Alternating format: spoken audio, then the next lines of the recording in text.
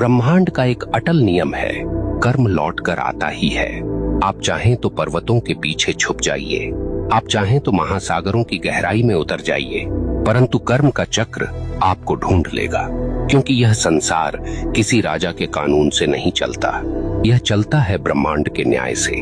और ब्रह्मांड का न्याय कैसा है? निर्दयी, निष्पक्ष और बिल्कुल सटीक। यह न तो रिश्वत लेता है, न पक्षपात करता है। जिसने जैसा बोया है वैसे ही काटना है। अक्सर लोग पूछते हैं, अगर कर्म इतना ही शक्तिशाली है तो क्या प्रार्थना, तपस्या या दान इसे बदल सकते हैं? सुनिए, प्रार्थना से आपका हृदय शुद्ध हो सकता है, तपस्या से आपका मन स्थिर हो सकता है, दान से आपके कर्मों में प्रकाश जुड़ सकता है, परंतु जो किया है उसका फल भुगते बिना कोई विकल्प नहीं। हाँ, आप उस फल को हल्का कर सकते हैं, उसके वार को धीमा कर सकते हैं, परंतु उससे भाग नहीं सकते। ब्रह्मांड की अदालत में तारीख टल सकती है, पर फैसला कभी रद्द नहीं होता। अब सोचिए, जब आप किसी इंसान के साथ अन्याय करते हैं तो वास्तव में क्या होता है? वह इंसान आपको कोसता है, उसकी आत्मा से निकली आह सीधी ब्रह्मांड तक पहुंचती है और ब्रह्मांड इसे दर्ज कर लेता है। अब वह आह आपके जीवन की राहों पर कांटे बनकर बिछती है।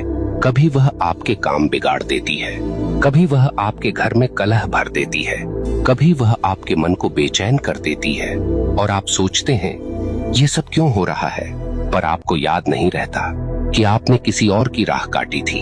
आप भूल गए, पर ब्रह्मांड ने नहीं भुलाया। यहाँ एक बात और समझ लीजिए, कर्म केवल नकारात्मक नहीं होता। जैसे बुरा कर्म लौटता है, वैसे ही अच्छा कर्म भी लौटता है। कभी किसी को सच्चे दिल से सहारा दिया तो वह सहारा एक दिन आपके लिए दीवार बनकर खड़ा हो जाएगा।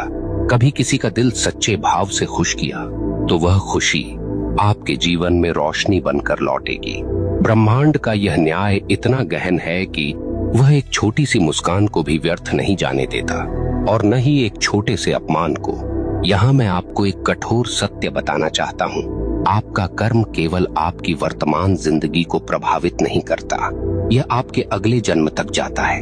हाँ, जो कर्म आपने अधूरे छोड़े हैं, जो गलतियां आपने स्वीकार नहीं की, जो दोष आपने ढोए पर सुधारे नहीं, वे सब अगले जीवन में भी साथ चलते हैं। इसलिए कहा गया है, मनुष्य अपने कर्मों का वारिस है। आप सोचते हैं मैं तो मर जाऊंगा, इससे किसे फर्क पड़ेगा? परंतु मरने से कर्म का खाता बंद नहीं होता।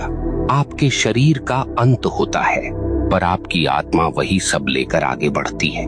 ब्रह्मांड तब तक चैन नहीं लेता जब तक आपको आपके कर्मों का फल न दिला दे। अब आपसे एक प्रश्न पूछता हूँ, क्या आपने कभी देखा है कि कोई बच्चा जन्म लेते ही संघर्ष में होता है और कोई जन्म लेते ही वैभव में? क्या आपने कभी सोचा है क्यों कोई अपंग पैदा होता है और क्यों कोई जन्म से ही स्वस्थ और बलवान? क्यों कोई भूख में जन्म लेता है और क्यों कोई सोने की थाली लेकर? यह सब संयोग नहीं, यह सब कर्म का लेखा है। ब्रह्मांड किसी को बिना कारण दुख या सुख नहीं देता। अब एक और गहरी बात, कर्म केवल व्यक्तिगत नहीं, सामूहिक भी होता है।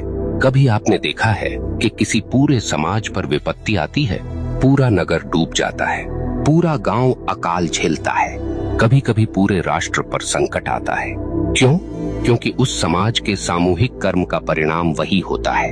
अगर लोग सामूहिक रूप से अन्याय करें, सामूहिक रूप से भ्रष्टाचार करें, सामूहिक रूप से निर्दोषों को सताएं, तो उसका फल सबको भुगतना पड़ता है।